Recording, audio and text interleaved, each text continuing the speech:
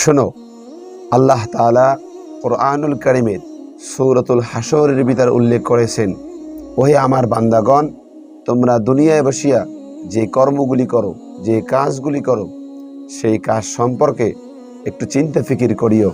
তোমার মৃত্যুর পরে দুনিয়ায় বসিয়া তুমি যেই কাজগুলি করেছো সেটা তোমার উপকারে আসবে কিনা, সেই কাজগুলি তোমাকে জাহান্নামের শাস্তি থেকে মুক্তি দেবে কিনা, সে কাজের মাধ্যমে তুমি কিয়ামতের ময়দানে জান্নাতের ভিতরে প্রবেশ করতে পারবে কিনা।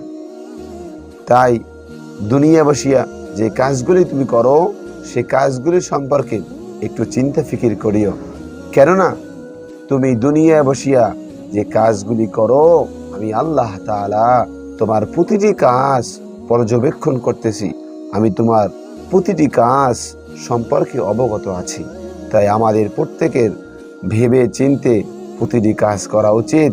যেই কাজ করলে আল্লাহ তাআলা খুশি হবে সেই কাজগুলি করা উচিত, এবং যেই কাজগুলি করলে আল্লাহ তাআলা বেজার হবে সে কাজ থেকে আমাদের সকলের দূরে থাকা উচিত। আল্লাহ তাআলা আমাদের সকলকে যেন সঠিক বুঝ দান করেন।